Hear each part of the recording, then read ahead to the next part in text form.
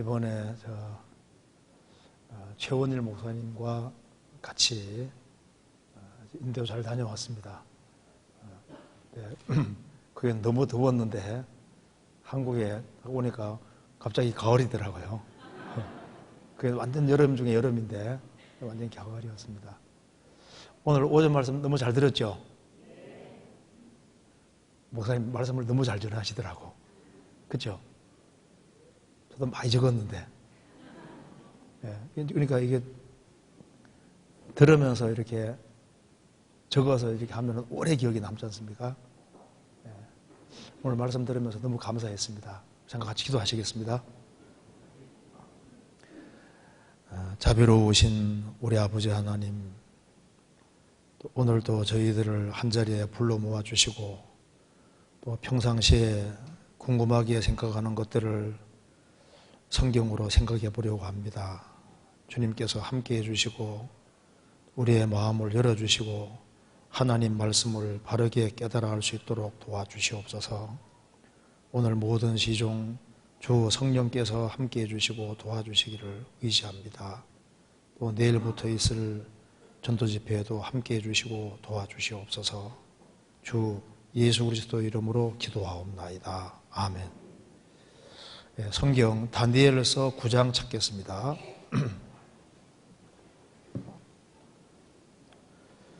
다니엘서 9장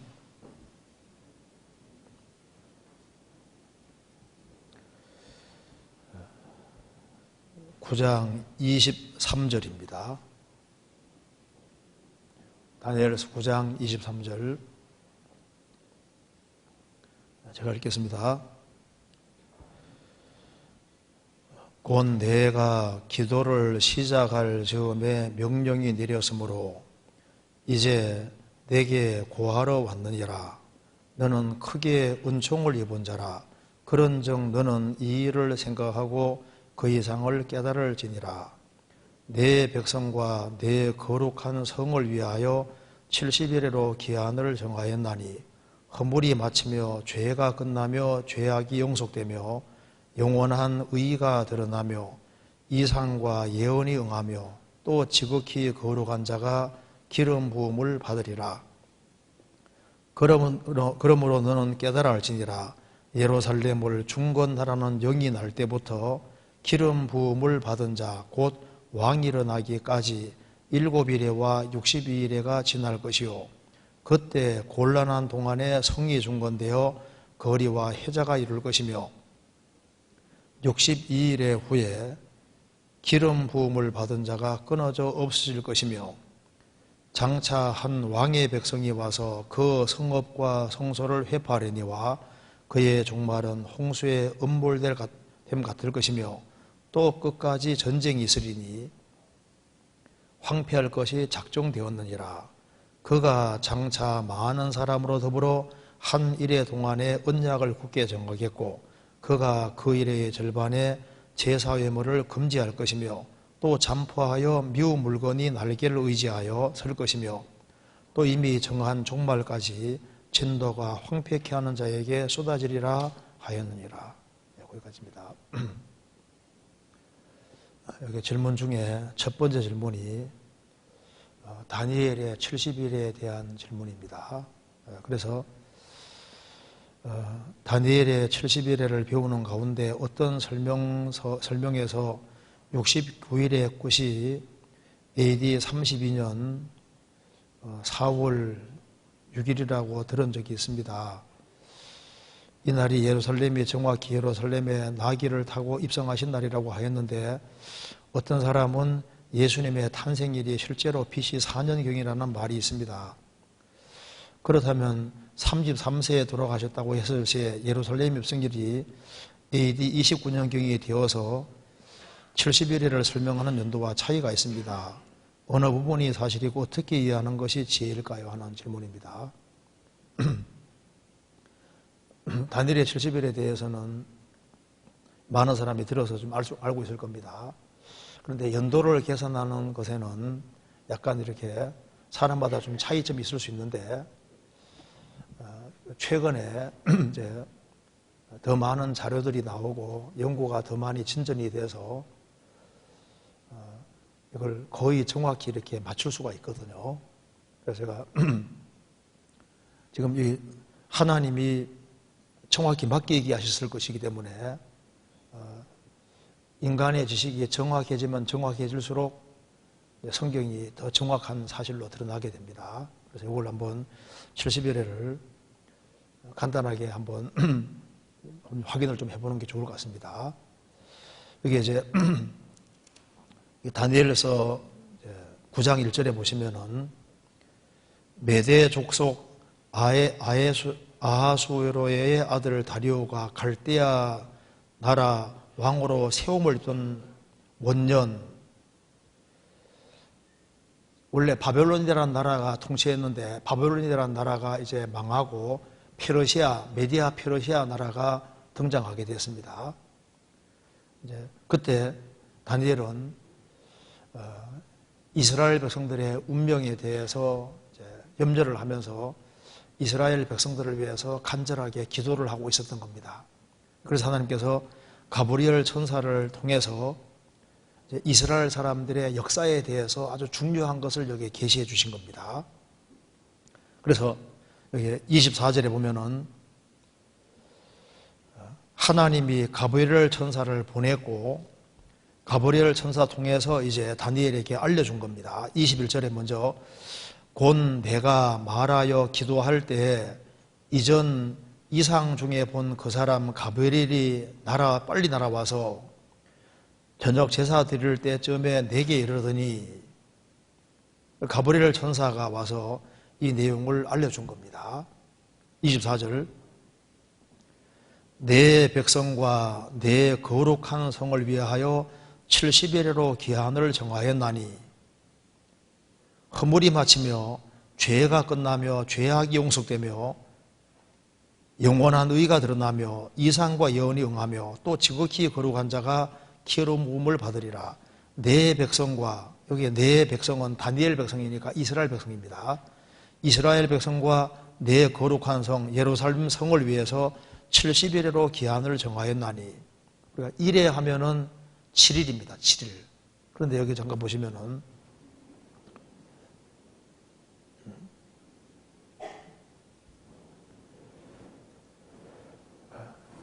일회가 히브리 말로 샤부아인데 그 샤부아라는 말이 세븐 일곱이라는 뜻입니다. 그리고 여기 이제 70에 70으로 기한을 정하였나니 71회로 70일회로 70에 70으로 기한 정했다. 495로 기한 정했다 그 말입니다. 히브리어로 이제 샤부아는 7이란 말인데 이제 성경 속에서 문맥에 따라서 이것이 7일로 쓰일 때도 있고 7년으로 쓰일 때도 있는데 여기에서는 7년으로 쓰인 것이 분명합니다. 그래서 71회로 71회로 정한다. 70에 70으로 즉 495로 기한 정했다. 490년으로 정했다는 말씀입니다. 490일이라면 문맥이 안 맞습니다. 490으로 기한 정했는데 77에 49니까 490일 아니면 490년 둘 중에 하나인데 여기서는 490년이 확실한 겁니다. 그러면은 490년이 시작되는 시점이 있을 거 아니에요. 그래서 여기 25절에 그러므로 너는 깨달아 알지니라 예루살렘을 중건하라는 영이 날 때부터 기름 부음을 받은 자 곧 왕이 일어나기까지 7일에와 62일에가 지날 것이요 예루살렘을 중건하라는 영이 날 때부터라고 했습니다. 그러니까 70일에 490년 시작은 예루살렘을 중건하라는 영이 날 때부터가 시작이니까 시작 지점은 예루살렘을 중건하라는 영이 날 때가 언젠지를 알면 되지 않습니까? 여기 잠깐 보시겠습니다. 여기 그럼 70일에 490이 시작되는 날은 언제냐? 고레스 왕은 성전을 재건하도록 이렇게 명령을 내렸는데, 영을 내렸는데 이것은 성전 재건입니다. 메디아 다리오가 이제 성전 건축을 강화한 전부 다 성전에 관계되는 거거든요. 그런데 아닥사스다 왕 느헤미야 2장에 아닥사스다 왕은 예루살렘 성 건축 자체를 명령합니다. 허락합니다. 그러니까 확인해 보면은 고레스 왕의 칙령이라든가 메디오 다리오가 칙령 내린 것은 성전에 관계되는 것인데 예루살렘 성 건축을 허락한 그것은 느헤미야 2장에 나와 있으니까 여기는 예루살렘을 중건하라는 명령입니다. 예루살렘 자체를 성 자체를 중건한 것은 이때밖에 없는 거예요. 성경 써봅시다. 이거 잠깐 접어두시고 느헤미야 2장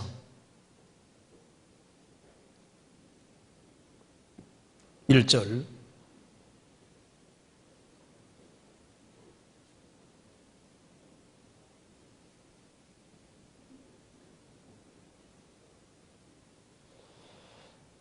(2장 1절) 아닥사스다 왕 20년 니산월에 왕의 앞에 술이 있기로 내가 들어 왕에게 드렸는데 이전에는 내가 왕의 앞에 수색이 없었더니 왕이 내게 이르시되 내가 병이 없거늘 어찌하여 얼굴에 수색이 있느냐 이는 필연 내 마음에 근심이 있음이로다.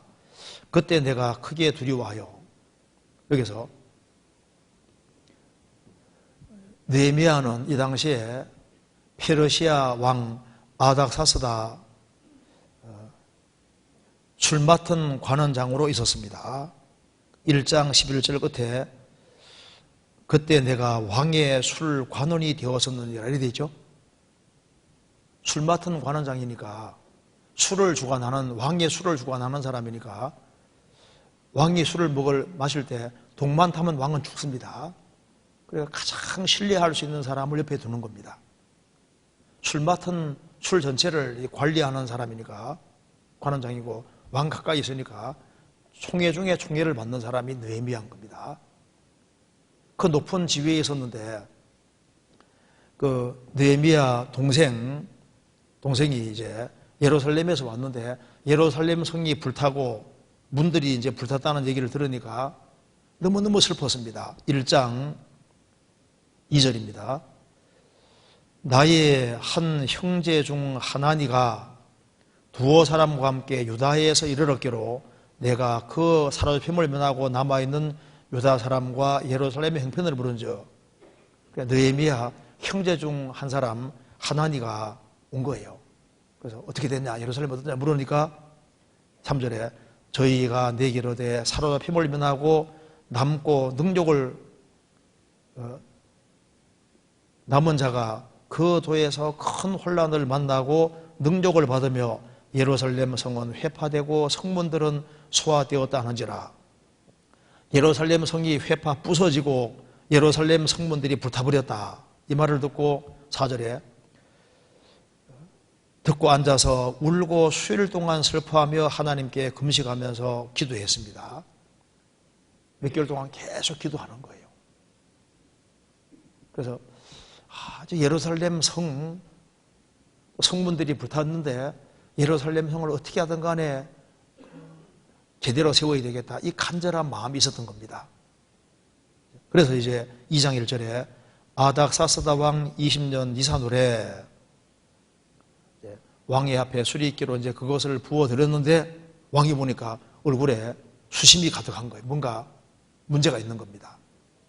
왕은 혹시 느헤미야가 여기다가 혹시 독을 탄 것이 아닌가 의심할 수도 있었습니다. 그래서 너가 어째서 수색이 있느냐?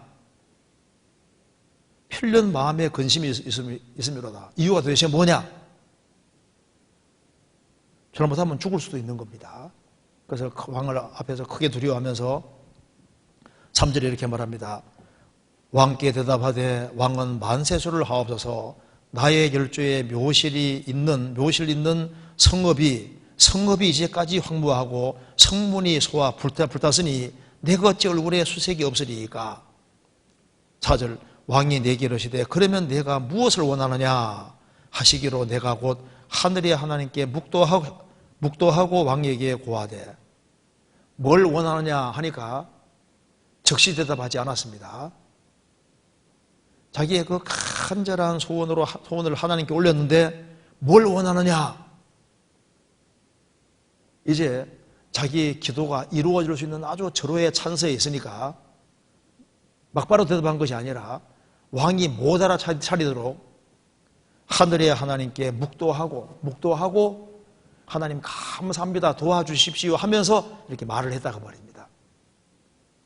이걸 가리켜서 무슨 기도라고 하죠? 번개 기도. 순간적으로 딱 이제 잠깐 기도한 겁니다. 그러니까 이거 묵도하고 이걸 주님 받으시는 기도에 속하는 거예요. 우리가 어떤 친구 만날 때도 주님 도와주십시오. 설거지 하면서도 주님 도와주십시오. 어느 지역에 전도가 되고 있는데 주님 도와주십시오. 그런 간단하고 짤막한 그런 기도도 주님 들으시는 좋은 기도가 되는 겁니다. 그래서 이제 5절에 왕에게 고하되 왕이 만일 즐기하시고 종이 왕의 목전에서 은혜를 얻어싸오면 나를 유다 땅 나의 열조의 묘실에 있는 성읍에 보내어 그 성을 중건하게 하옵소서 하였는데 예루살렘 성을 중건하게 해주십시오. 그렇게 했는데 8절 끝에 보면은 내 하나님의 선한 손이 나를 도우심으로 왕이 허락하고 예루살렘 성을 중건하게 하옵소서 하였는데 왕이 허락했는데 이 명령이 떨어진 것이 이제 우리 시대에 더 정확히 밝혀지는데요. 여기 이제 기원전 444년 3월 5일이랍니다. 그리고 예루살렘 성을 중건하라는 명령을 왕이 내린 것이 기원전 444년 3월 5일 이때 예루살렘 성전을 중건하라는 명을 내렸다고 합니다. 자, 그러면은 이제 다시 봅시다. 다시 봅시다. 느헤미야 다시 보시면은 다니엘서 다시 보시겠습니다. 다니엘서 9장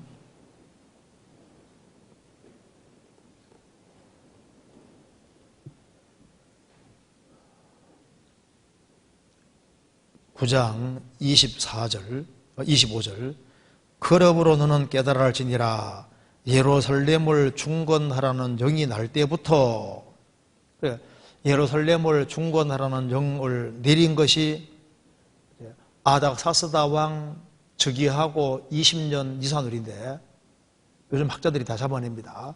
그래서 요즘 기원전 444년 3월 5일 날 칙령 내린 것으로 이렇게 정확히 계산이 되는 모양입니다. 그러면 그날부터 시작해서 영이 날 때부터 기름 부음을 받은 자, 곧 기름 부음 받은 자, 일본 밑에 뭐라 했습니까? 메시아라 그랬죠? 메시아, 곧 왕이 일어나기까지 7일에와 62일에가 지날 것이요. 그러니까 예루살렘 성을 중건하라는 명령이 날 때부터 기름 부음 받은 자, 곧 왕이 일어나기까지는 7일에와 62일에가 지날 것이다. 총 얼마가 지난 겁니까? 69일에가 지날 것이다. 그 말입니다. 다시 보시겠습니다. 보면은 그러니까 예루살렘을 중건하라는 명령이 날 때부터 기름 부음 받은 자, 메시아, 곧 왕이 일어나기까지는 7일에와 62일에가 지난다고 했으니까 69일에가 지나지 않습니까? 그럼 483년인데 483년이 지날 것이다.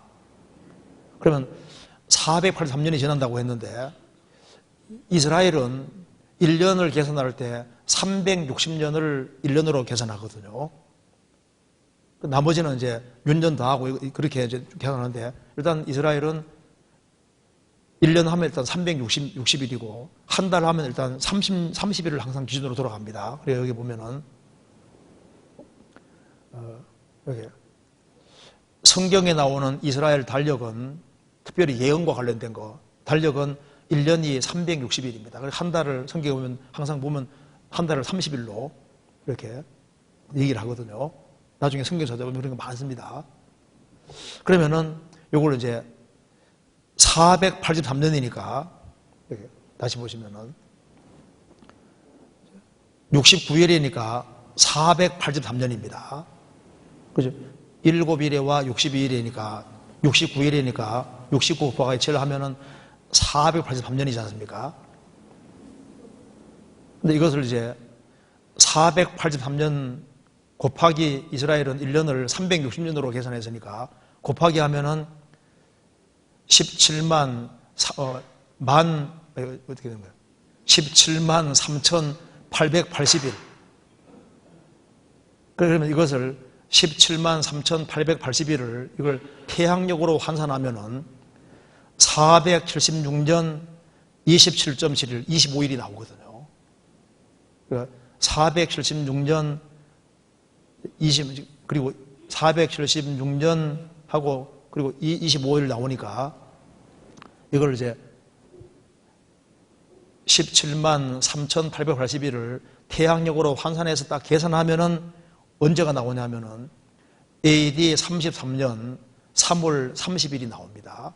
근데 이날이 언제냐 하면 예수님이 예루살렘 왕으로 입성하는 날입니다. 그러니까 이걸 이제 태양력으로 바꾸면은 483년이 476년 25일이 나오는 거고, 이걸 계산하면은 기원전 444년 3월 5일부터 날짜 계산 딱 하면은 32년 3월 30일. 여기 이제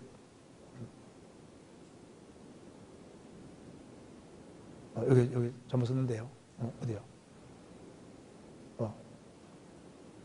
그렇죠. 여기 32년 3월 30일이 나옵니다. 이 날이 언제냐면 예수님이 낙이 타고 예루살렘에 입성한 날이니까 한번 계산돼 보시고 집에서 한번 이렇게 계산돼 보시면 32년 3월 30일이 나옵니다. 성경 찾아보겠습니다. 누가복음 19장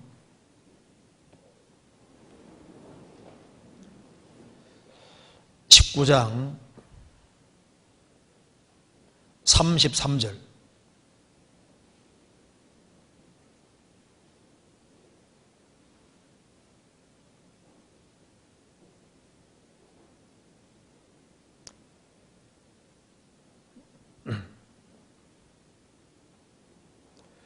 제가 읽겠습니다.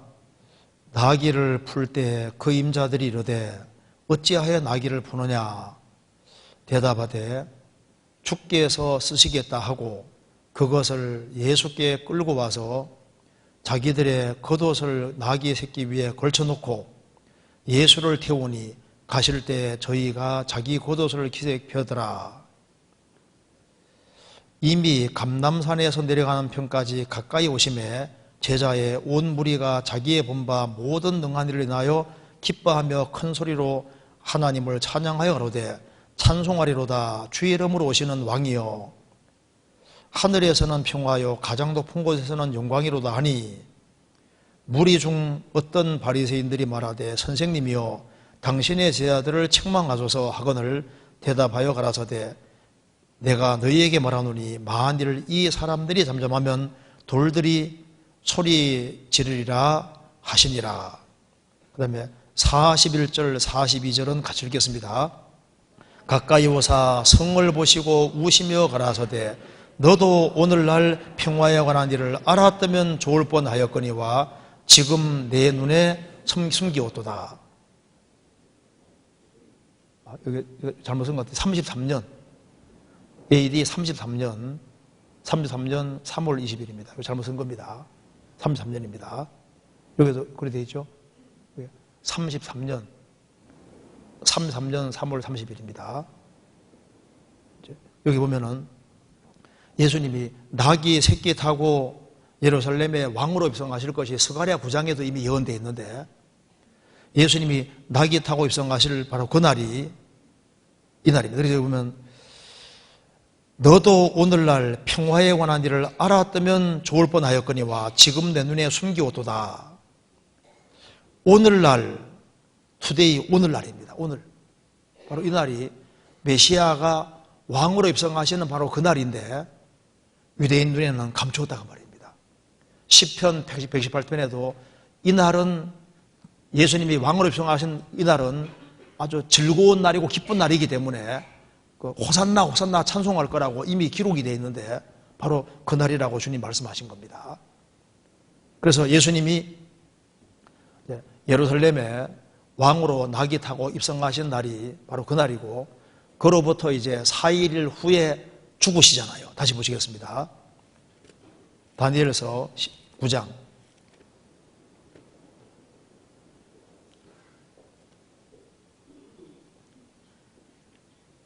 다니엘서 9장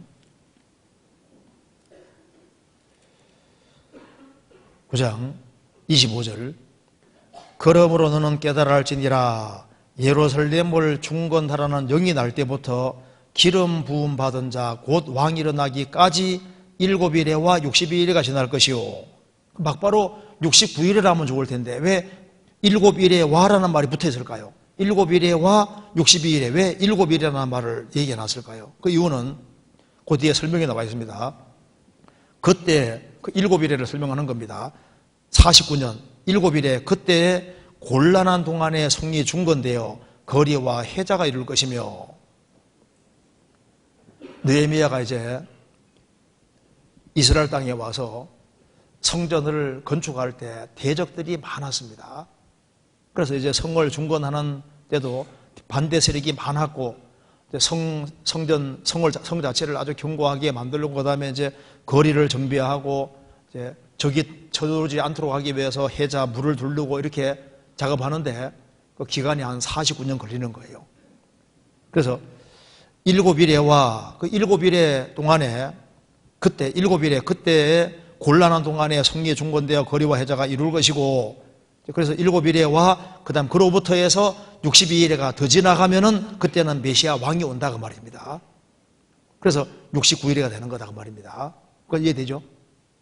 그리고 이제 26절에 62일의 후에 기름 부음을 받은 자가 끊어져 없을 것이며, 예수님이 예루살렘 왕으로 입성하시고 그로부터 4일 후에 예수님이 유대인 배척으로 죽게 됩니다. 그래서 기름 부음 받은 자 메시아가 끊어져 없을 것이며 죽을 걸 말씀하신 겁니다. 이거 잠깐 접고 이사야 53장.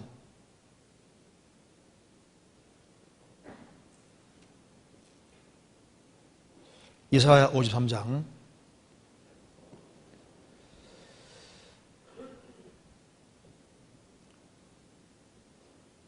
7절입니다. 그가 곤욕을 당하여, 이사야 53장 7절, 그가 곤욕을 당하여 괴로울 때에도 그 입을 열지 아니하였으며 마치 도수장으로 끌려가는 어린 양과 털 깎는 자 앞에 잠잠한 양같이 그 입을 열지 아니하도다.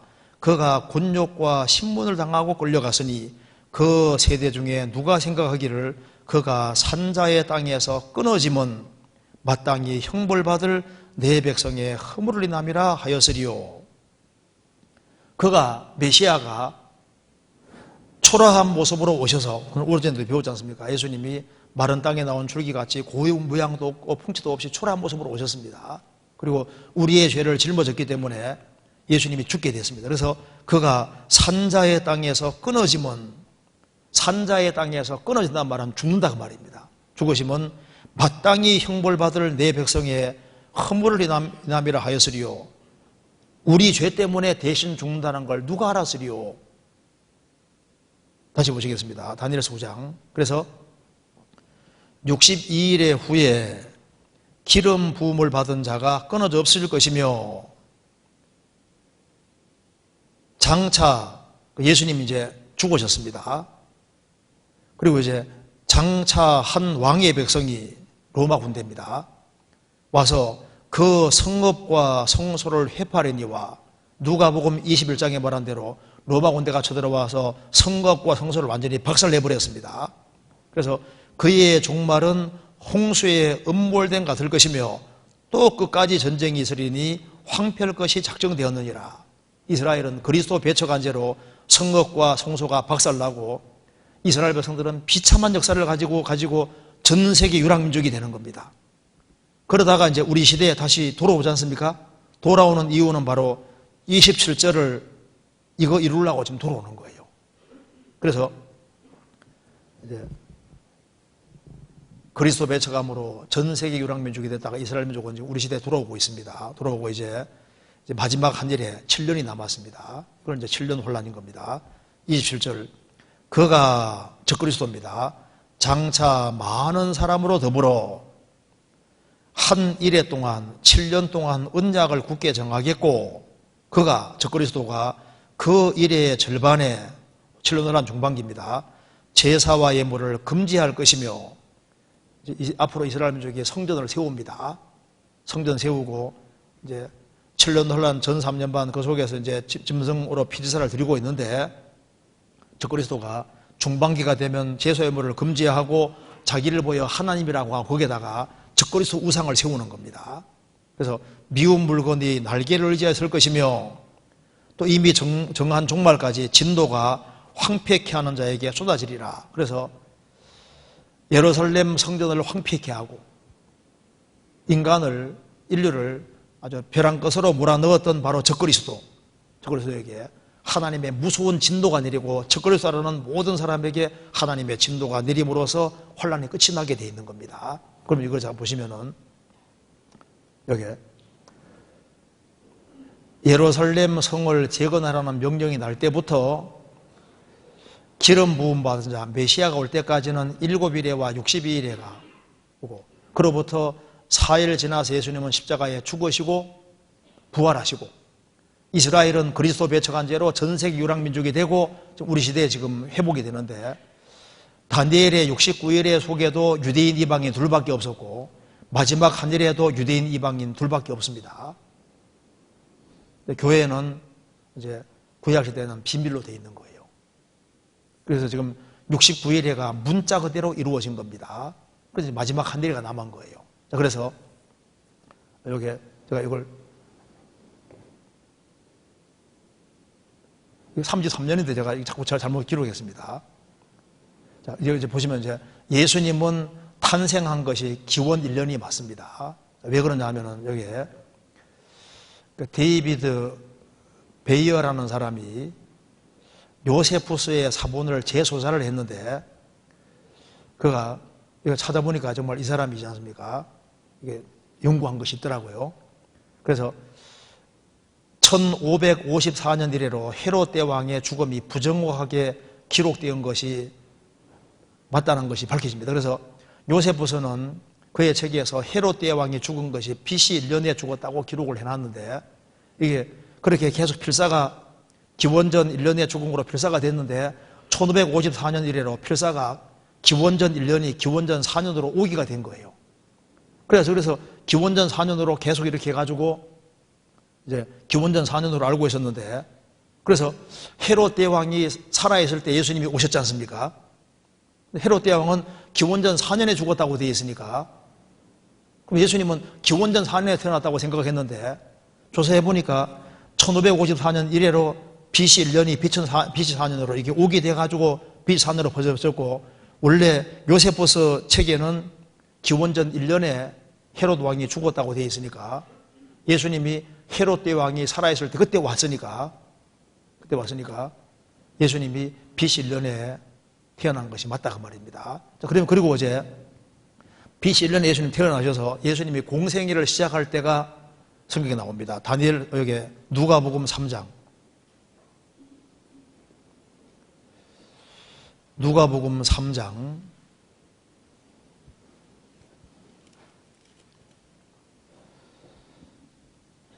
누가복음 3장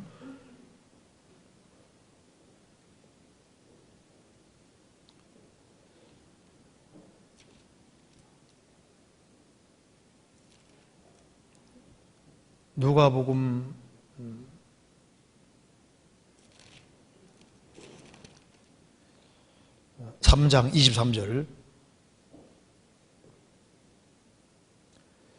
예수께서 가르치심을 시작하실 때 할 때에 30세쯤 되시니라. 사람들의 아는 대로는 요셉의 아들이니, 그러니까 이거 마리아 족보인데 사람들의 아는 대로는 요셉의 아들이다. 예수님이 이제 30세쯤 되시니라. 예수님은 30세에 공생에 시작하셨으니까 BC 1년에 태어나셨으니까 계산하면은 예수님이 공생애를 시작할 때가 30세 되니까 29살에 AD 29년에 공생애 시작해서 3년 반 동안 공생애했지 않습니까? 3년 반 동안 공생애를 했으니까 이제 이렇게 3년 반 동안 공생했으니까 이제 공생애하고 죽으시니까 33년 3월 30일에 예루살렘에 성하시고 그로부터 4일 후에 십자가에 죽으시니까 AD 33년 4월 3일에 십자가 죽으시고 그로부터 3일 후에 예수님이 부활하신 겁니다. 이때가 정확히 주일날을 맞거든요. 그러니까 일단 시간 있으신 분들은 계산해 봐요. 계산해 보시면 이게 예루살렘 성을 중건하라는 영이 날 때부터 이걸 계산을 딱 하면은 이 날짜가 나오는 것도 참 신기하고, 요즘은 이제 요즘은 이제 정보 홍수 시대니까 학자들이 다 계산하고 하면은 이 다니엘서가 문자 그대로 정확히 이루어졌기 때문에 69일에는 이루어진 겁니다. 앞으로 이제 마지막 한 일에도 틀림없이 이루어지는데, 그래서 다니엘서와 요한계시록 보면은 7년 혼란에 대해서 얘기하면서 전 3년 반, 후 3년 얘기가 계속 나오지 않습니까? 이스라엘 민족은 왜 회복되고 있냐면 이걸 위해서, 마지막 한 일에 이걸 위해서 이제 지금 회복되고 있는 겁니다. 그래서 7년 혼란 속에는 유대인, 이방인 두 줄기밖에 없고 교회는 없는 거예요. 교회는 그 전에 주님 오실 때 들림받게 되는 겁니다. 그 다음에 여기에 이거와 관련해서 한번 여기에 에스겔 4장을 잠깐 보시겠습니다.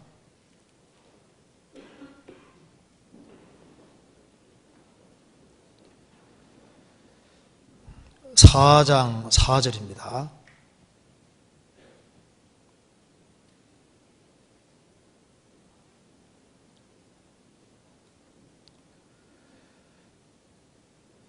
너는 또 좌편으로 누워 이스라엘 족속의 죄악을 담당하되 내 눕는 날수대로 죄악을 담당할지니라.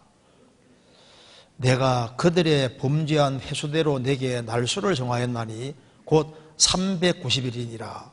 너는 이렇게 이스라엘 족속의 죄악을 담당하고 그 수가 작거든 너는 우편으로 누워 묘다 족속의 죄악을 담당하라. 내가 내게 40일로 정하였나니 1일이 1년이니라. 여기에 에스겔에게 하나님께서 말씀했습니다.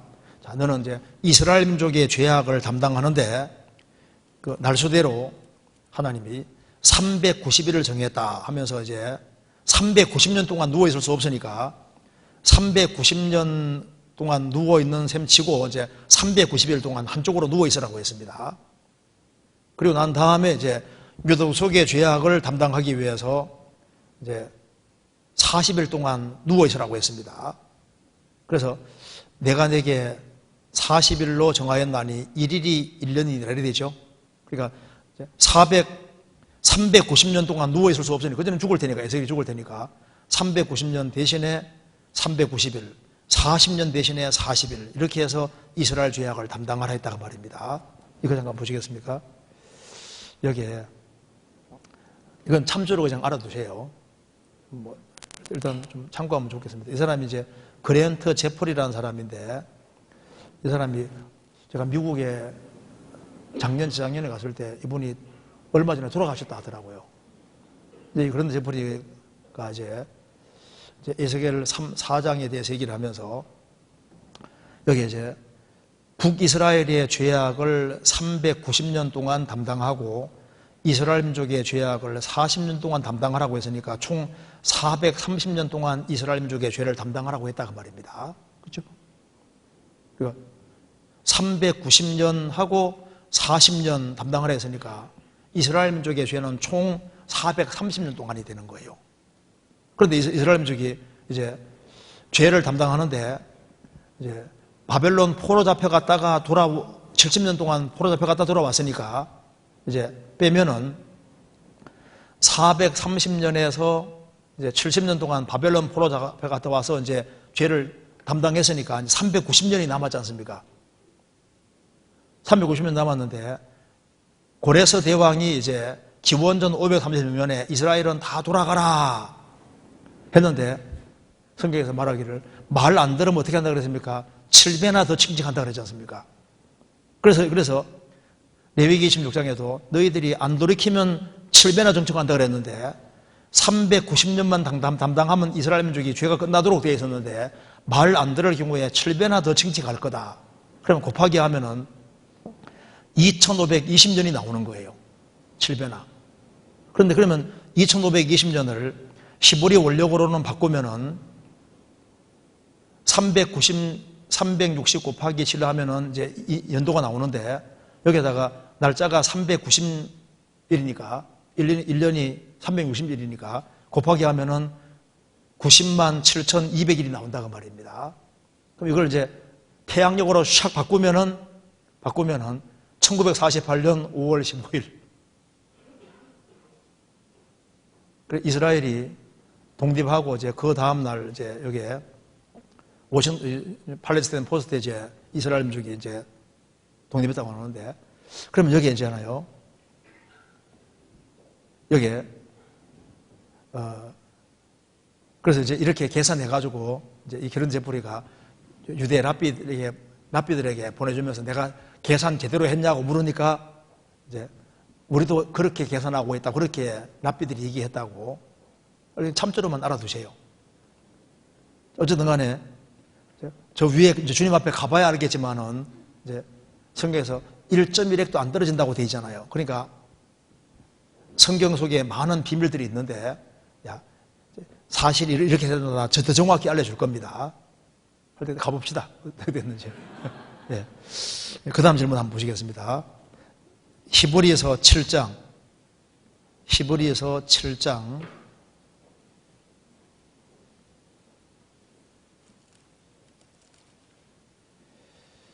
7장 24절 제가 읽겠습니다. 예수는 영원히 계심으로 그 제사직분도 갈리지 아니하나니 그러므로 자기를 힘입어 하나님께 나아가는 자들을 온전히 구원하실 수 있으니 이는 그가 항상 살아서 저희를 위하여 간구하심이니라. 질문 내용이 이겁니다. 구원받은 사람과 구원받지 않은 사람 모두에게 해당되는 말씀인지 궁금합니다. 구원받은 사람에게 주신 말씀이라면 하나님께 구원받은 사람은 이미 구원 주셨는데 구원하실 수 있으니라는 표현이 잘 이해가 되지 않습니다. 제대로 믿으란 말입니다. 이 히브리서는 지금 여기 히브리서 1장부터 10장 18절까지는 구원의 도리를 더 정확히 설명하고 있는 내용이에요.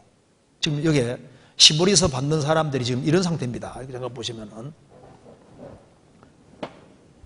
히브리서를 받는 사람 중에는 이미 구원을 받은 사람도 있고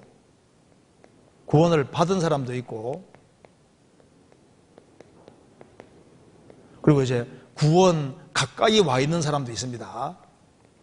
그런데 이미 구원 받은 사람도 있고 구원 가까이 와 있는 사람도 있는데 지금 이스라엘 민족은 이제 이스라엘 사람들 중에 대다수가 유대교를 믿고 있는 겁니다.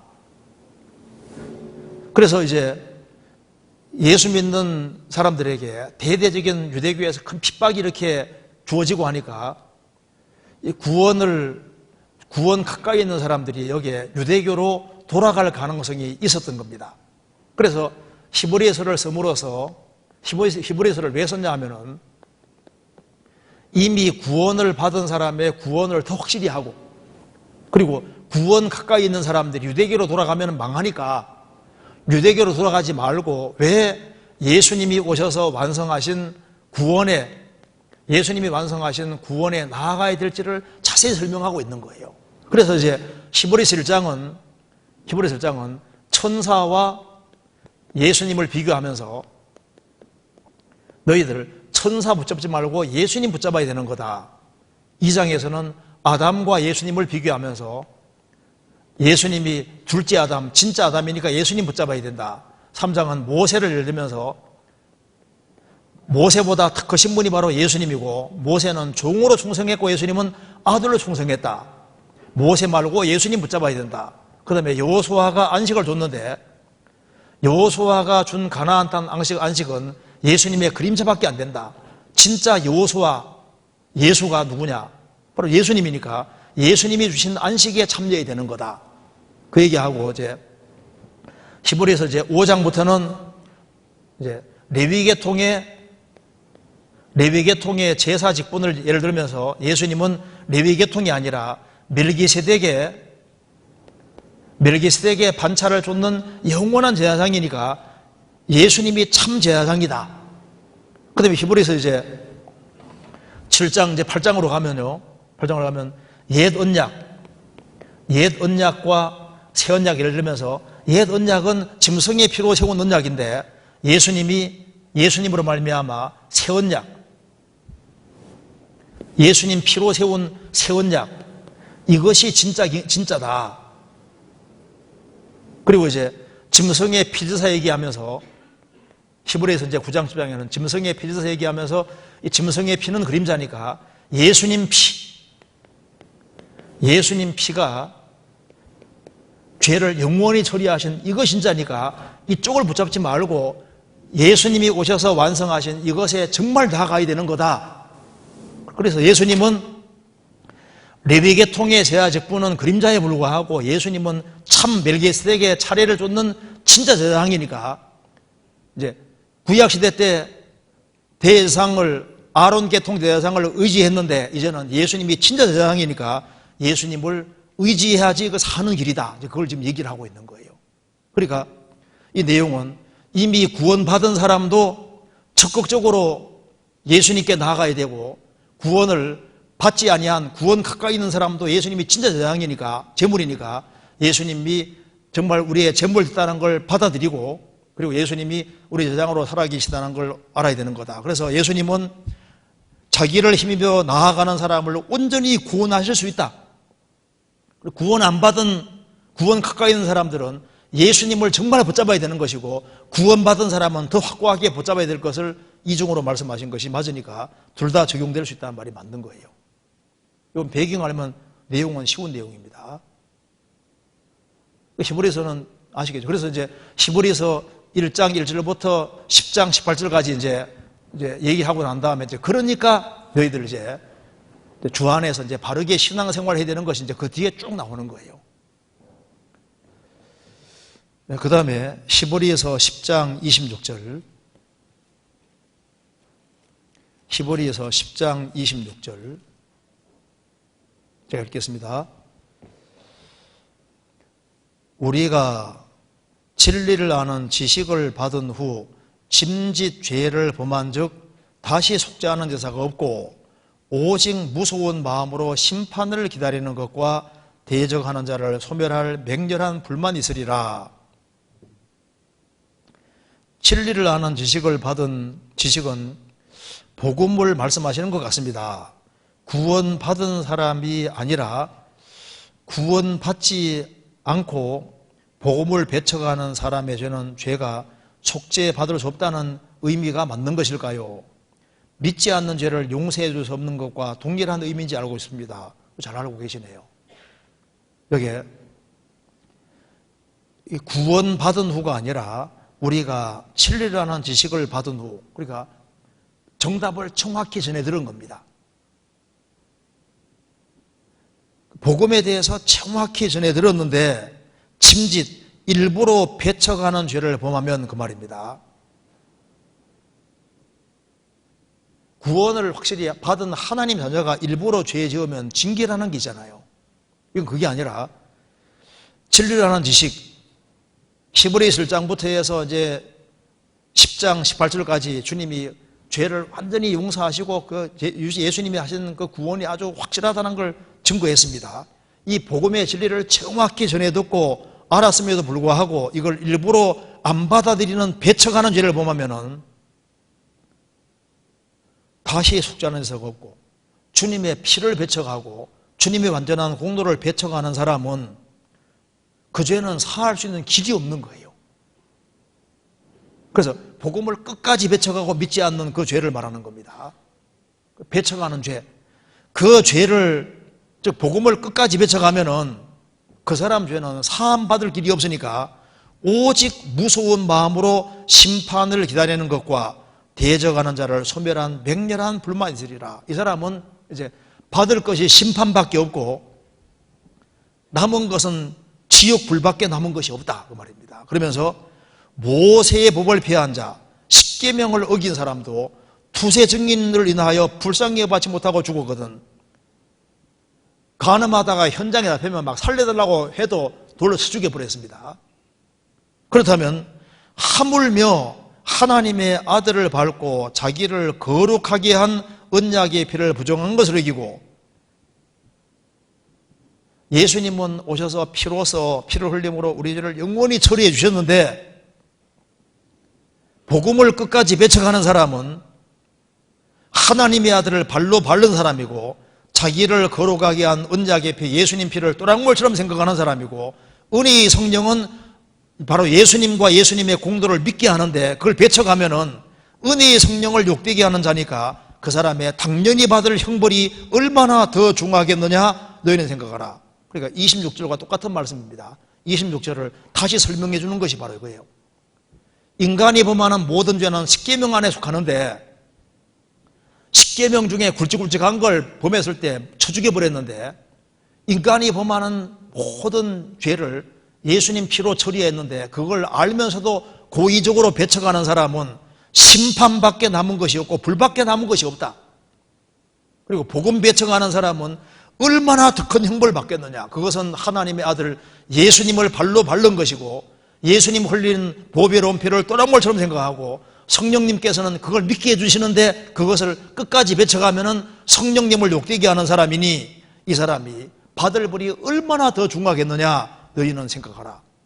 정신 바짝 차리라 지금 이렇게 말해주고 있는 겁니다. 이거 이해되시죠? 네, 넘어가겠습니다. 그 다음에 주 안에서 이성 전도, 이성을 전도하는 것과 전도된 이성이 교제에 붙게 하려는 인도자의 노력은 어디까지일까요? 참 좋은 질문이잖아요. 우리가 이제 가끔 전도를 하다 보면은 형제가 이제 여자를 전도할 경우가 있고 여자가 남자를 전도할 경우가 있는데 또 이제 근데 거의 구원 잘 못 받거든요. 그렇게 하면은 못 받는데 또 예외적으로도 구원 받는 경우가 생기잖아요. 또 구원 받고 난 다음에는 이제 이성을 이제 그 구원의 길로 인도했는데 또 그 교제 가운데 붙게 하기 위해서 인도자가 어디까지 노력하는 것이 노력하는 선이 어디까지일까요? 그게 좀 좋은 질문이라고 생각할 수 있습니다.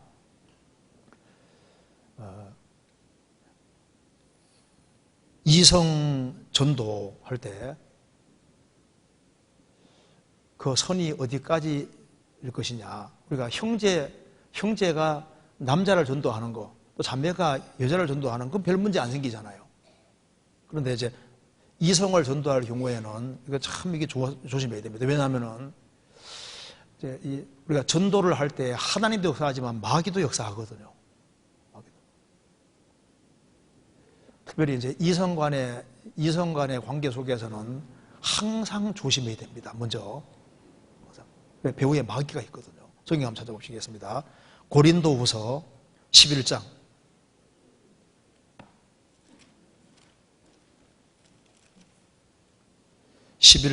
9절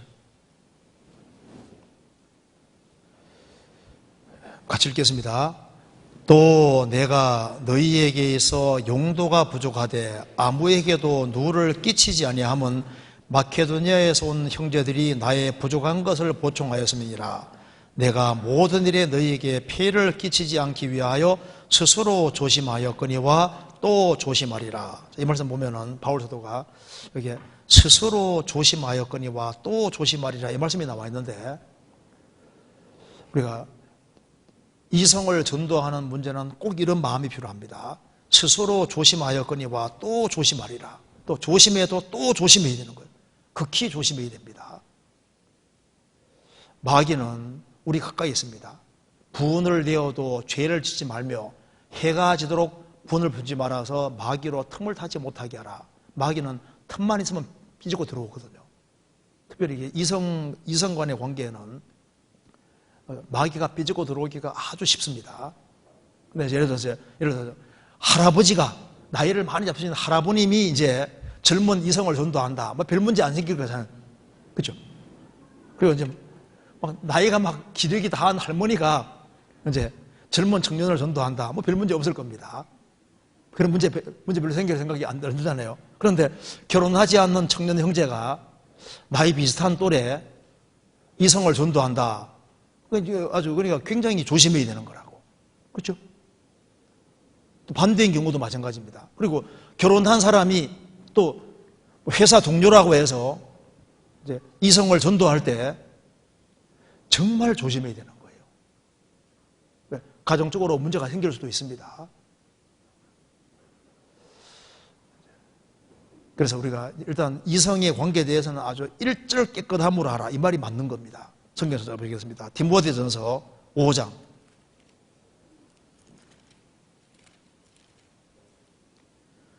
(5장) 1절.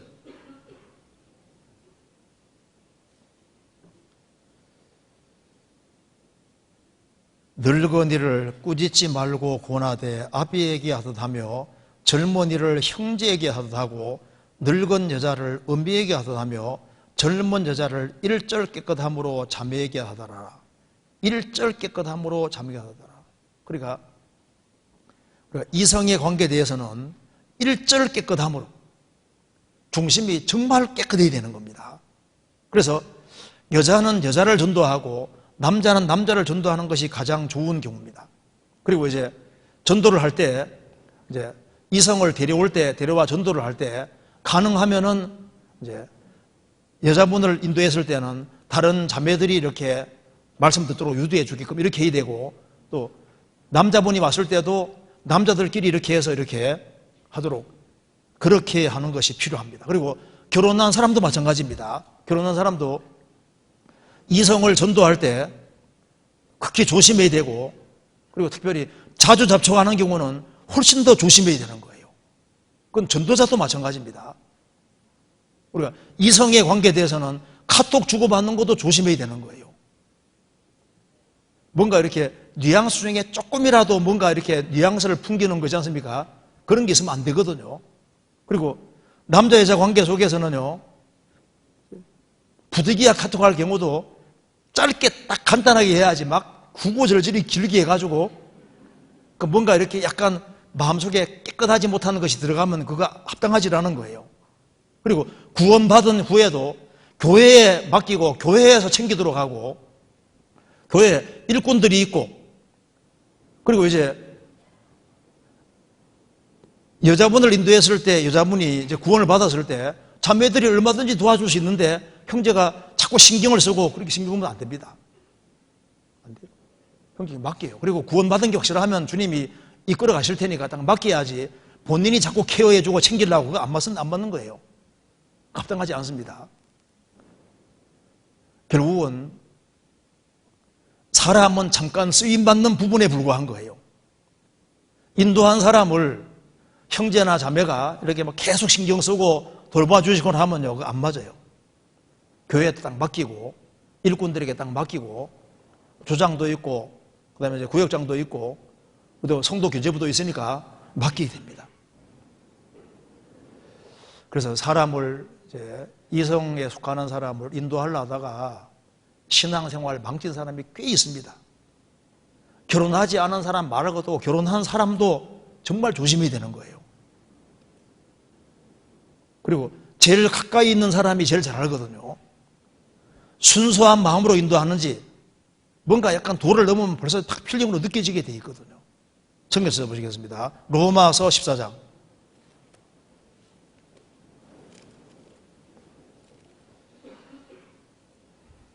(15절)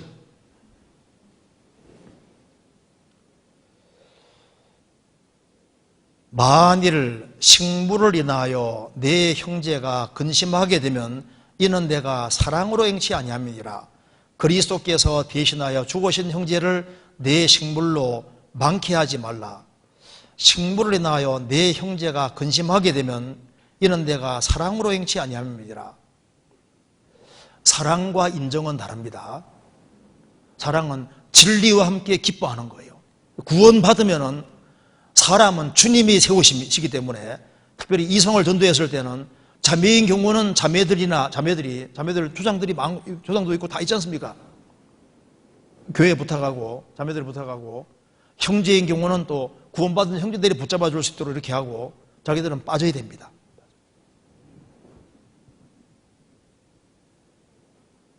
성도 교제보가 있잖아요. 맡기고. 그리고 이제 우리 전도자도 마찬가지. 전도자도 어떤 특정한 자매들이 여러 번 가까이 오는 것도 안 좋은 거예요.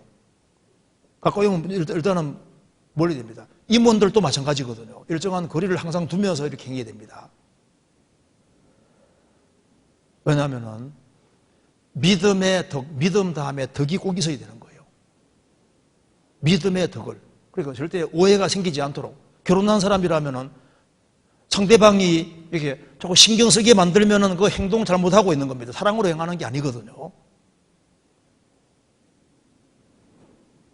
그래서 혹시 전화 같은 것이 이제 내가 혹시 전도해가지고 이렇게 이제 전도한 사람하고 통화 자주 하는 것도 그거 안 좋습니다.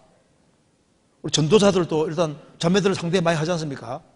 그런데 전화 받는데 길게 받으면요, 상대방이 안 좋아할 거라고 생각이 느껴지거든요. 그리고 봐요. 구원받은 사람이라 할지라도 자매가 다른 형제하고 이제 길게 얘기하면요, 기분 좋아요, 안 좋아요? 분명히 안 좋을 거. 괜찮은데 하면 괜찮을 리가 없거든요. 상대방을 이제 결혼한 사람이 상대방을 사랑 안 하면요, 다른 남자하고 다른 여자하고 오래 얘기하면 괜찮을지 몰라도 보통 서로 좋아하는 마음이 있으면요, 다른 사람하고 길게 서서 얘기해도 기분 좋을까요, 안 좋을까요? 아무렇지 않아요? 아무렇지 않아요? 아무렇지 않으면 이상한 건데, 그거. 아니, 뭐, 예를 들어서 이제, 자매가 구원받은 사람인데, 구원 안 받은 사람하고 길게 서서 얘기를 한다. 그러면 상대편이, 결혼 상대자는 별로 보기 좋아요? 안 좋다니까요. 그래서 영끝만 간단하게 끝을 내야지. 하여튼 간에 조심하고, 또 조심하고, 또 조심해야 되는 것이 이건 거예요. 아예 마귀가 아예 딴 생각 못 하도록 틈을 주지 말아야 됩니다. 이게 좀 굉장히 중요한 질문입니다. 좋은 질문이라고 할 수 있습니다. 그래서 다른 형제나 자매들 봤을 때, 저건 좀 심하다. 그럼 심한 거예요. 조심해야 됩니다. 무슨 말 이해되시죠? 네. 그 다음 질문 보시겠습니다.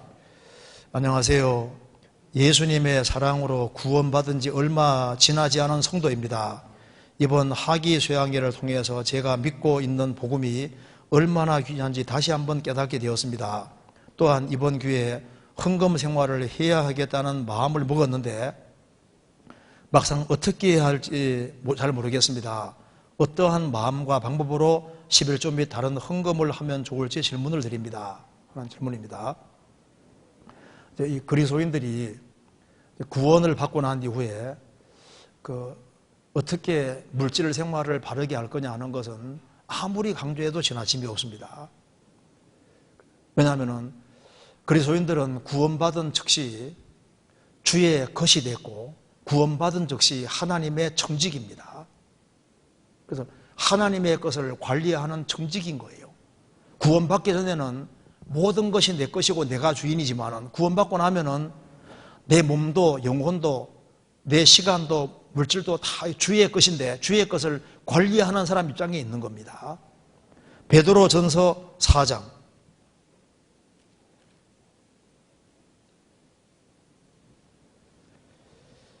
10절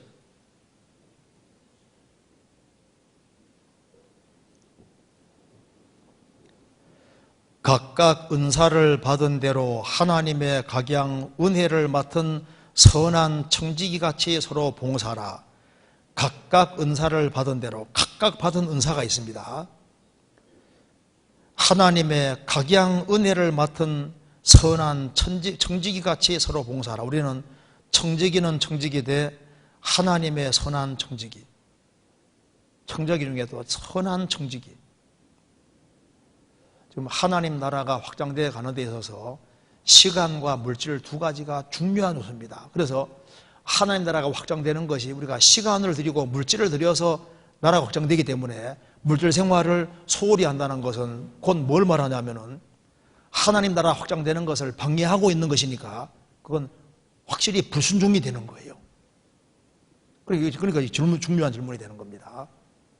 그래서 이제 우리가 세상에 태어날 때 아무것도 못 가지고 빈손으로 왔습니다.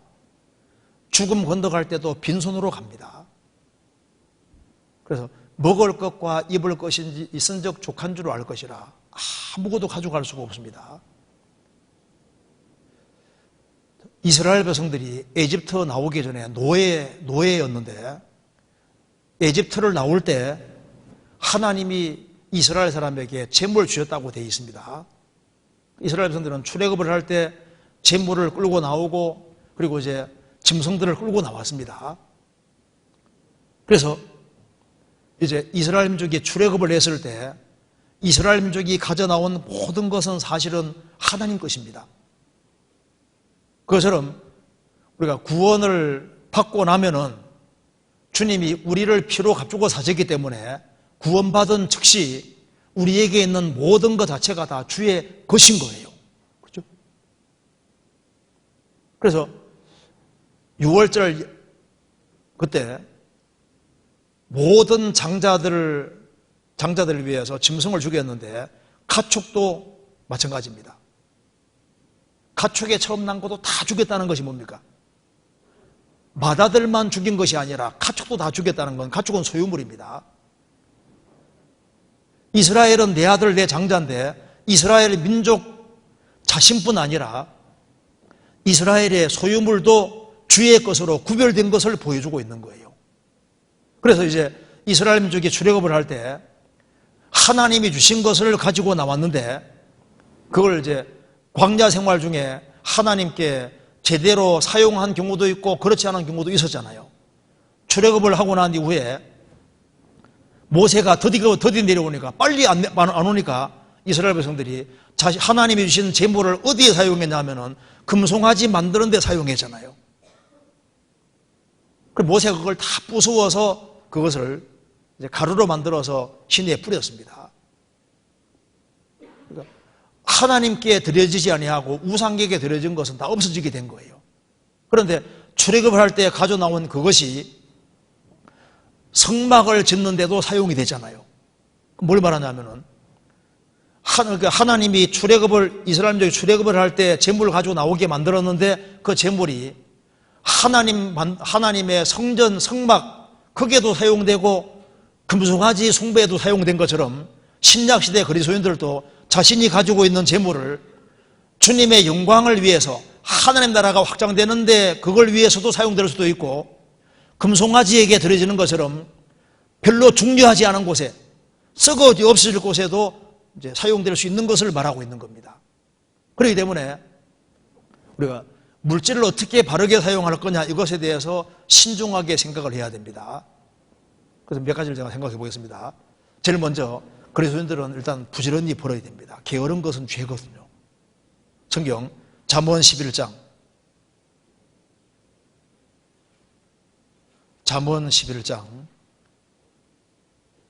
16절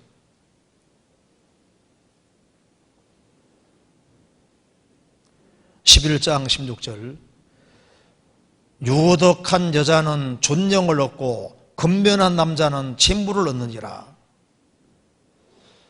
열심히 일해서 버는 것에 대해 성경에 문제를 안 삼고 있습니다. 구원받기 전에도 열심히 살았고 구원받고 난 다음에도 아주 부지런하게 살아야 됩니다. 왜냐하면 우리가 할 일이 많기 때문에 그런 거예요. 최대한 열심히 벌어야 됩니다. 잠언 12장 27절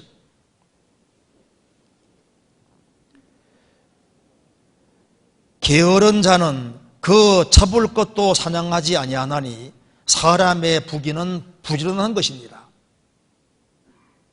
그래서 저희들은 세상에 비시고 세상에 살아야 되기 때문에 부지런히 벌어야 됩니다. 왜냐하면 우리가 할 일이 굉장히 많거든요. 그래서 이제 데살로니가전서 4장 보면은 예수님의 재림이 가깝다고 해서 일하지 않는 사람들이 많이 있었습니다. 그 사람들에게 이렇게 경고했습니다. 데살로니가전서 4장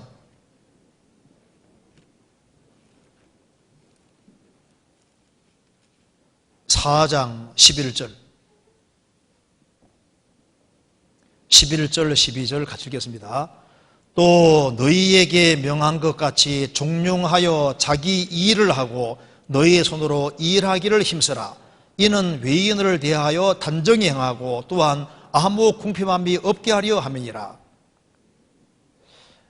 데살로니가 성도들이 이제 주님 곧 오신다고 일을 쏟아버린 거예요. 그래서 종용하여 자기 일을 하고 자기 직업 가지고 자기 일을 하고 너희 손으로 일하기를 힘쓰라. 이는 외인 구원 안 받은 사람에 대하여 단정히 행하고 또한 아무 궁핍함이 없게 하려니라.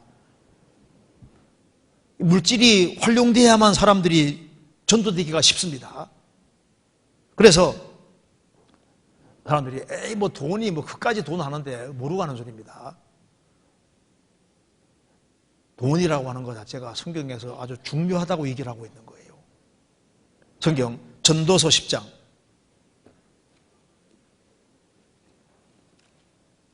전도서 10장 19절은 같이 읽겠습니다. 같이 읽겠습니다. 잔치는 희락을 위하여 베푸는 것이요 포도주는 생명을 기쁘게 하는 것이나 돈은 범사에 응용되느니라. 영어에는 뭐라 되냐면 money answers everything입니다. 돈은 모든 것에 대답을 해준다. 돈은 범사에 응용돼. 돈은 모든 일에 응용이 돼서 이 돈이 들어가면은 상당히 많은 것이 해결되기 때문에 이 돈이 영향력을 많이 미치거든요. 그래서 전도하는데도 너무 가난하면 전도하기가 어려운 거예요. 잠언 14장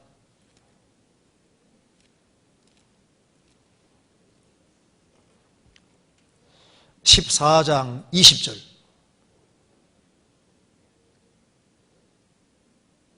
가난한 자는 그 이웃에게도 미움을 받게 되나 부유한 자는 뭐가 많다고요? 친구가 많으니라. 열심히 벌어야만 전도하기도 훨씬 수월합니다. 잠언 19장 4절 같이 읽겠습니다. 재물은 많은 친구를 더하게 하나 가난한 적 친구가 끊어지느니라.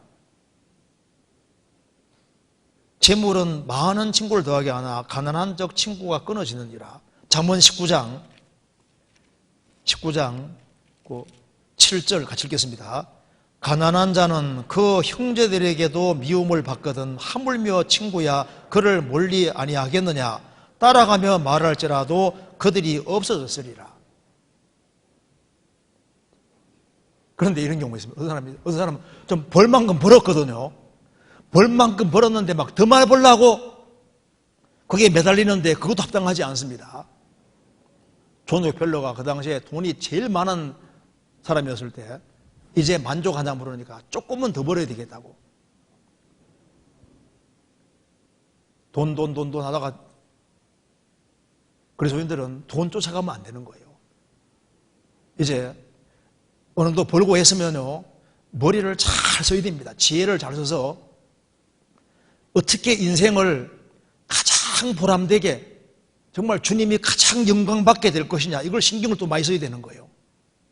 그러니까 돈은 벌되 돈은 의지하면 안 되는 겁니다. 주님을 의지해야 되는데 돈이 자기를 행복하게 해준다고 생각하고 돈에 매달리고 돈을 기대고 나중에 오면은 주님이 주인이 아니라 돈이 주인인 거예요. 아침에 무조건 돈 버느라고 돈을 벌 때 돈에 매달리면 안 되는 거예요. 그리고 버는 것보다 더 중요한 것이 이걸 활용을 제대로 잘해서 하나님 나라가 확장되는데 어떻게 지혜롭게 될 거냐 할 거냐 그걸 생각을 또 잘 해야 되는 겁니다. 디모데전서 6장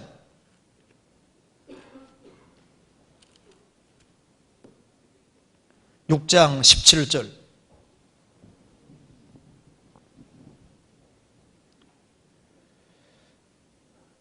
디모데전서 6장 17절 내가 이 세대의 부한 자들을 명하여 마음을 높이지 말고 정함이 없는 재물에 소망을 두지 말고 오직 우리에게 모든 것을 후히 주사 누리게 하시는 하나님께 두며 선한 일을 행하고 선한 사업에 부하고 나눠주기를 좋아하며 동정하는 자가 되게 하라. 이것이 장래의 자기를 위하여 좋은 틀을 쌓아 참된 생명을 취하는 것이니라. 욕심적으로 부해지면은 마음이 높아지기가 쉽습니다. 그러니까 마음을 높이지 말고 정함이 없는 재물에 소망을 두지 말고, 재물은 언제 날아갈지 몰라요. 우리에게 모든 것을 후히 주사 누리게 하시는 하나님께 두며, 돈이 있는 사람은 이걸 잘 활용을 해서 선한 일을 행하고 선한 사업에 부하고 나눠주기를 좋아하며 동정하는 자가 되게 하라. 주님 그걸 다 기억하시고 나중에 금생에서도 정말 좋은 것으로 신기하게도 갚아주시고 내생뿐 아니라 금세에서도 자기를 위하여 좋은 것을 쌓는 것이 되는 겁니다. 그래서 열심히 벌어야 된다는 말은 맞지만은 또 벌만큼 버는 사람이 막 계속 돈 더 벌려고 거기에다가 신경 써서 신앙생활 잘 못하는 사람도 있고, 그런 거 하면은 또 열심히 벌어서 머리가 이제 제대로 돌아가서 야 이걸 어떻게 활용해서 시간을 더 확보해서 주님께 영광 돌려야 되겠다, 그런 마음 먹고 살아가는 사람도 있는데, 그러니까 참 이게 지혜를 잘 써야 됩니다. 성경 잠언 23장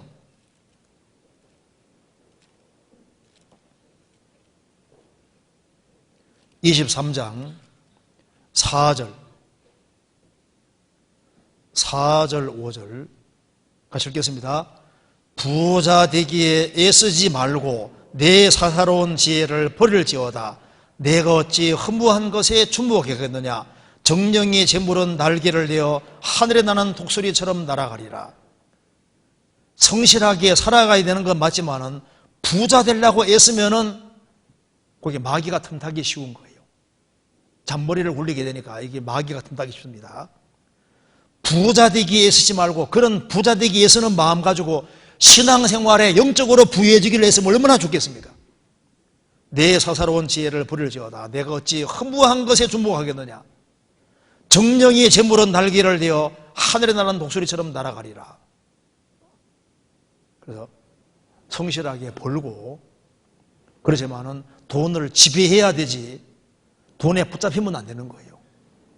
아무것도 없어도 주님이 살아계시기 때문에 도와주십니다. 돈을 사랑시 말고 있는 바를 족한 줄 알라. 내가 과연 너희를 떠나지 아니하며 과연 너희를 버리지 아니하리라. 주는 나를 돕는 자신이 내가 무서워 아니겠노라. 사람에게 어찌하리요. 주는 나를 돕는 자신이. 그래서 신앙생활 하는 건데, 여기 자매인지 형제인지 잘 모르겠는데 어쨌든 간에 여기에 구원을 받은 사람이 이제 구원받고 난 다음에 헌금 생활을 바르게 해야 되겠다. 그거 정말 지혜로운 거예요. 그래서 돈 버는 목적이 하나님 영광을 위한 것이다. 내가 먹든지 마시든지 무엇을 하든지 다 하나님 영광을 위하라 했는데, 하나님 영광을 위해 한다는 것을 무엇으로 표현하겠습니까? 그것이 바로 11조인 거예요. 11조를 한다는 것은 내게 주신 모든 것은 바로 하나님의 것입니다 하는 것을 생활 속에서 인정하는 표가 11조인 겁니다. 11조는 내 몸도 영혼도 주의 것이고, 내가 한 달 동안 열심히 일하고 수고해서 벌은 이 모든 것도 주님이 주시는 힘으로 되어진 것이고, 모든 것은 주님께로부터 왔으니까 나는 모든 것이 주님 것이라는 걸 인정합니다 하는 표로 10분의 1을 드리는 거고, 11조 생활을 하는 사람은 10분의 9도 주의 것이기 때문에 10분의 9도 주님 뜻에 맞게끔 사용하겠습니다 하는 그런 뜻인 거예요. 11조는 율법이 아닙니다. 아브라함은 율법 시대에 훨씬 전의 사람인데, 아브라함도 야곱도 11조를 하나님께 드린 것이 기록이 되어 있잖아요. 성경 창세기 14장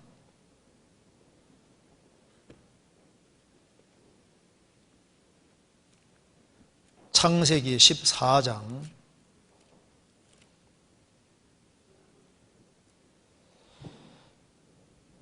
18절 살렘 왕 멜기세덱이 떡과 포도주를 가지고 나왔으니 그는 지극히 높으신 하나님의 제사장이었더라. 그가 아브라함에게 축복하여 가로되 천지주제시오 지극히 높으신 하나님이여 아브라함에게 복을 주시옵소서. 너희 대적을 내 손에 붙이신 지극히 높으신 하나님을 찬송할지로다 하매 아브라함이 그 얻은 것에서 10분의 1을 멜기세덱에게 주었더라. 이 살렘 왕 멜기세덱이 누굽니까? 신약 성경에 예수님이라고 설명이 되어 있습니다. 그래서 아브라함이 멜기세덱에게 10분의 1을 주었다. 신약 성경에 멜기세덱의 차례를 쫓은 영원한 제사장이 바로 예수님이고 예수님이 하나님의 집에 제사장으로 계신다 그 말입니다.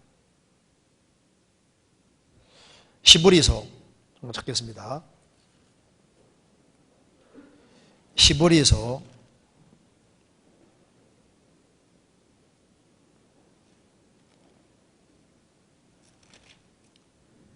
7장 1절입니다.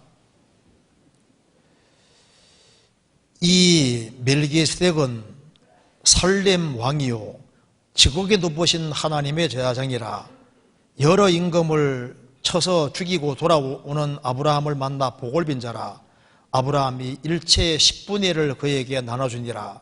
그 이름을 번역한 즉 첫째 의의 왕이요 또 살렘 왕이니 곧 평강의 왕이요 아비도 없고 어미도 없고 족보도 없고 시적한 날도 없고 생명의 끝도 없어 하나님의 아들과 방불하여 항상 제사장으로 있느니라. 항상 제사장으로 지금도 있느니라. 항상 제사장은 예수님인데 이 멜기세덱은 어미도 없고 아버지도 없고 족보도 없고 시작한 날도 없고 생명 것도 없어서 항상 제사장으로 있느니라. 항상 제사장은 예수님밖에 없잖아요. 그래서 멜기세덱의 반차주는 영원한 제사장이 바로 예수님이고 예수님이 교회의 머리로 계시는 겁니다. 그래서 하나님의 집을 다스리는 대제사장이 지금 여기 계시는 거예요. 히브리서 10장 21절 같이 읽겠습니다. 또 하나님의 집 다스리는 큰 제사장이 계심에 하나님의 집이 교회고 하나님의 집 다스리는 제사장, 큰 제사장 멜기세덱의 반차쏟는 영원한 제사장 예수님이 계심에 예수님이 공생의 당시에는 선지자 생애고 십자가 죽고 재림하실 때까지는 제사장 일을 하십니다. 그래서 아브라함이 10분의 1을 멜기세덱에게 드렸고 아브라함은 믿음의 주상으로서 아브라함의 믿음을 좇는 사람들이 행할 것을 아브라함 통해서 미리 보여준 거예요. 그리고 야곱도 어떻게 했는지 아시죠? 야곱도 약속하기를 하나님 앞에 내가 11조를 반드시 하겠습니다. 이렇게 얘기를 했잖아요. 율법 시대 전입니다. 창세기 28장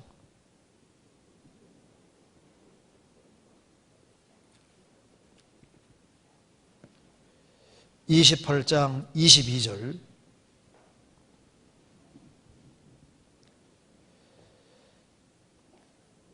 내가 기둥으로 세운 이 돌이 하나님의 전이 될 것이요 성전이 될 것이요 하나님께서 내게 주신 모든 것에서 10분의 1을 내가 반드시 하나님께 드리겠나이다 하였더라. 하나님은 아브라함과 이삭과 야곱의 하나님이십니다. 그리고 예수님께서도 이렇게 말씀하셨습니다. 마태복음 23장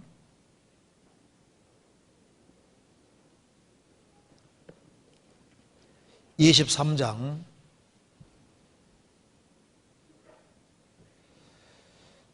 23절 화 있을진저 외식하는 서기관들과 바리새인들이여 너희가 박하와 회향과 근체의 11조를 들이되 율법에 더 중한 바 의와 인과 신은 버려도다. 그러나 이것도 행하고 저것도 버리지 말아야 할지니라. 소경된 인도자여 하루살이는 걸러내고 약대는 삼켜놓도다. 어떤 사람 얘기하기를 이게 11조는 하루살이다. 그 말이 아닙니다.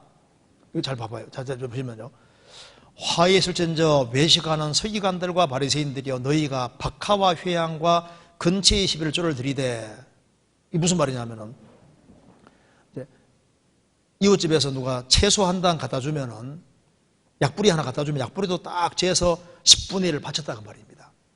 그 조그만 거 요게 약초 같은 거 뿌리 조그만 거 하나 갖다 주면 그거 10분의 1을 잘라 바치는 그걸 지금 말하는 거예요. 11조가 하루살이란 말이 아니라 11조를 하는 사람 중에 어떤 사람 있잖아요. 그 약뿌리 누가 하나 줬는데 그거 안 바쳤다고 그 문제 삼는 사람을 지금 말하는 겁니다. 바리새인들은. 우리는 그렇게 하는데 너 왜 그렇게 안 하냐? 그 약뿌리 하나, 누가 채소 한 단 갖다 줬는데 10분의 1 안 잘라 바쳤으면 그거 문제 삼는다 그 말입니다. 율법에 더 중요한 바 의와 인과 신인데 이것도 행하고 저것도 버리지 말아야 말 것이니라. 너희들은 11조 생활을 하는 사람 중에도 그 지극히 작은 것 하나 그거 딱 잘라서 안 바치면 그것도 문제 삼는데 그런데 너희들은 더 중요한 의와 인과 신을 무시하고 있다 그 말입니다. 이 말은 11조가 하루살이란 말이 아닙니다. 이것도 행하고 저것도 버리지 말아야 할 것이니라. 하나님을 향한 믿음, 사랑, 의, 바르게 살아가는 것 그와 더불어서 우리가 하나님께 드리는 것을 꼭 배워야 되는 거예요. 그래서 성경이 이렇게 말씀했습니다. 잠언 3장 잠언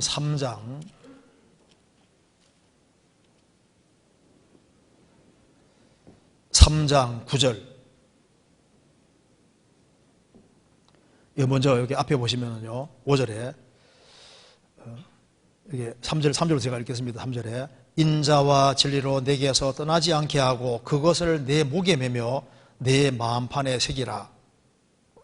그리하면 내가 하나님과 사람 앞에서 은총과 귀중임을 받으리라. 너는 마음을 다하여 여호와를 의뢰하고 내 명철을 의지하지 말라. 너는 범사에 그를 인정하라. 그리하면 내 길을 지도하시리라. 여기 너는 마음을 다해서 여호와를 의뢰하고 내 명철을 의지하지 마라. 너는 범사의 모든 일에 주님을 앞세우라. 그리하면 내 길을 지도하시리라. 어떤 사람 말합니다. 나는 주님 인정하고 살아간다. 그런데 주님을 정말 인정하고 살아간다는 것을 무엇으로 표현할 수 있겠습니까? 그러니까 그 뒤에 이걸 딱 얘기를 하는 겁니다.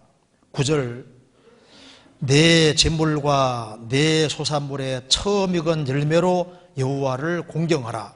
그리하면 내 창고가 득이 차고 내 즙틀에 새 포도즙이 넘치리라.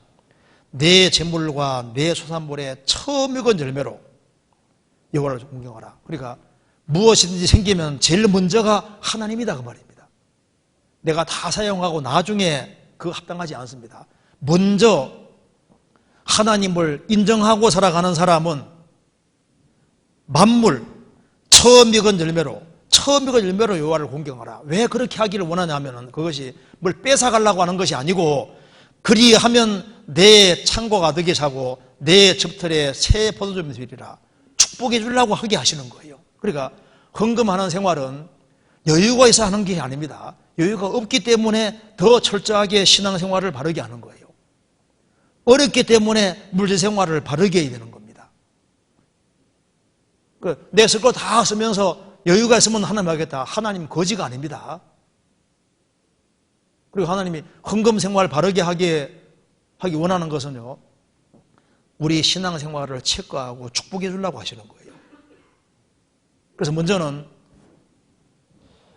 그리스도인들은 11조 사실을 훨씬 더 이상해야 됩니다. 율법시대에 구원도 안 받은 상태에서도 그렇게 철저하게 했는데 구원을 받고 하나님 은혜와 사랑을 크게 받고 주의 것이 된 사람이 내 신앙생활이 주의 것이라는 것을 표현하는 것이 11조인데 그렇게 11조 생활을 또 바르게 하는 사람이 물질도 바르게 사용합니다. 11조 생활을 바르게 하는 사람은요, 물질을 더 아껴가지고 선교하는데 복음 전해지는데 형제자매들을 위해서 바르게 사용하는데 어떤 사람은 또 물질을 가지고서 형제자매에게는 푹푹 쓴다고 하면서 주님께는 분명히 안 하거든요. 형제자매가 먼저가 아니라 주님이 먼저입니다. 형제자매에게 먼저 하는 것 자체가 그러면 그 인기를 위한 것인지, 먼저는 하나님께입니다. 먼저 하나님께 하고 그 다음에 나머지를 줄여가지고 형제자매를 위해 사용하고, 그리고 이제 우리가 지금 선교도 되고 많이 되는데 최대한 아껴서 가장 유용한 곳에 사용을 해야 되는 거예요. 그래서 예루살렘 교회가 어려울 때 이제 구원받은 식구들이 돈을 모아서 예루살렘 어려운 교회 도와준 게 성경 기록되어 있잖아요. 우리가 어떤 사람은 또 최대한 물질을 모아서 정말 필요한 곳에, 적절한 곳에 이렇게 사용을 하는데 보면요, 야, 참 지혜롭다. 그래서 우리가 열심히 벌은 것이 물질인데 여기에는 내 땀과 노력과 수고가 들어있는데 이것을 가장 귀한 곳에 사용할 때 그 사람이 신앙생활을 바르게 하고 있다는 증거가 되는 겁니다. 그리고 주일을 올 때도 습관적으로 물질을 조금이라도 주님께 드리는 걸 습관화시켜야 됩니다. 습관화. 그리고 그것도 어릴 때부터 가르치는 것이 필요합니다. 그리고 우리가 이제 물질을 벌 때 이 물질을 주님께 먼저 드리고 잘 모아서 우리가 부모에게도, 나이 드신 부모님들 어려울 때 또 도와야 되지 않습니까? 자녀 교육도 필요하고 여러 가지가 있는데 최대한 잘 모아서 아주 적절하게 그렇게 드리는 것이 필요한 겁니다. 꼭 그렇게 해야 됩니다. 그리고 성경 고린도후서 9장입니다. 고린도후서 9장 7절.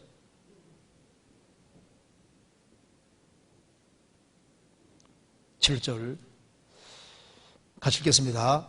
각각 그 마음에 정한 대로 할 것이요 인색함으로나 억지로 하지 말지니 하나님은 즐겨내는 자를 사랑하시느니라. 이 말씀은 지금 예루살렘 교회가 지금 지근이 심해서 어렵습니다. 어렵기 때문에 고린도 교회 성도들이 이제 그 예루살렘 성도들을 돕는 얘기를 하면서 예루살렘 성도들을 도와야 되는데 그 마음에 정한 대로 할 것이요. 이거 11조 지금 말하는 게 아닙니다.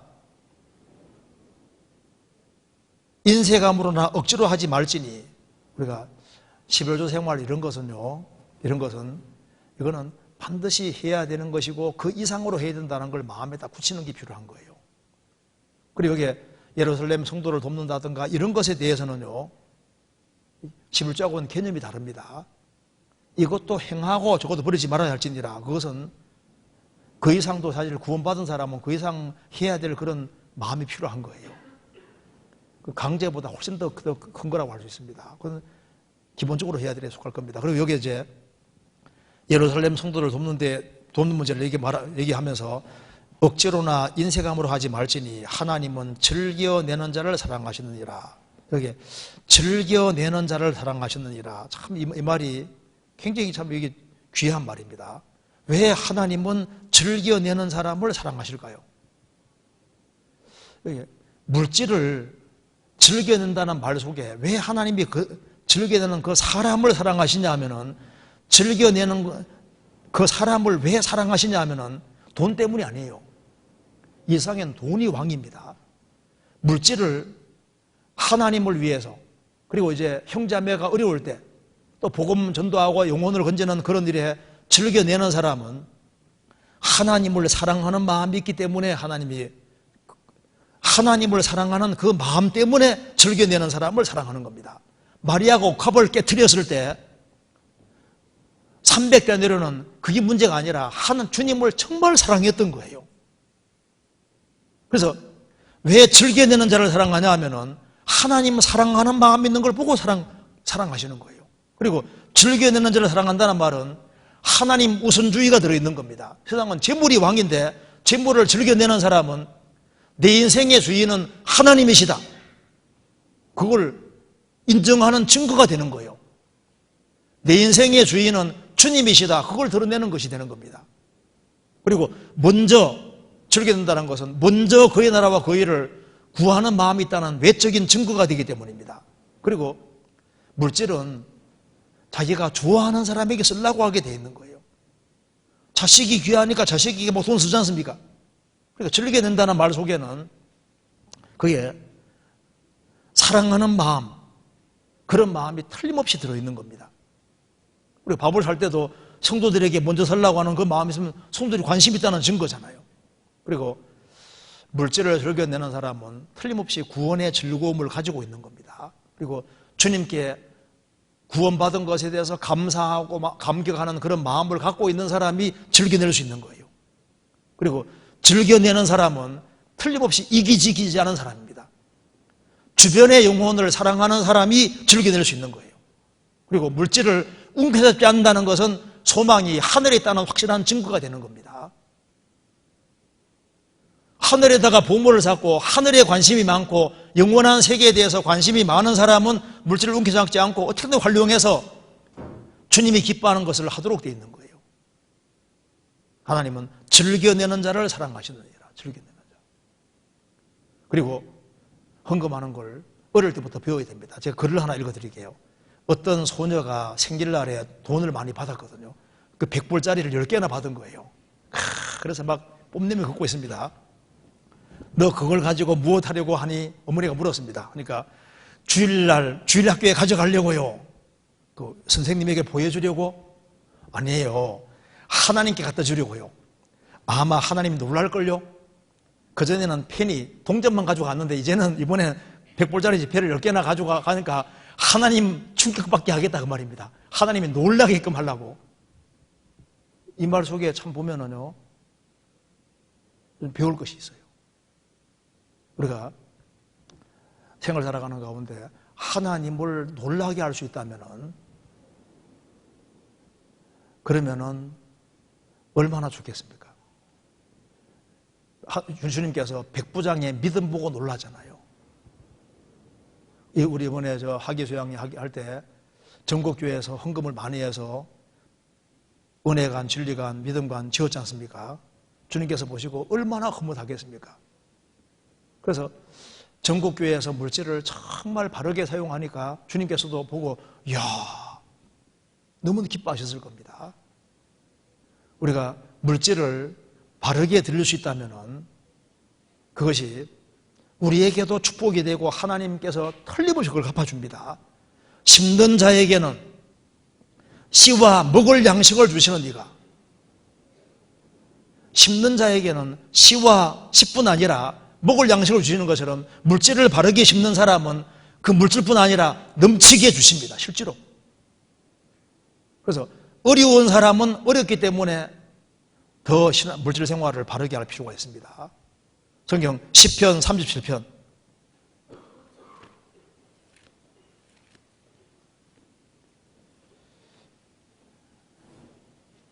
시편 37편 25절.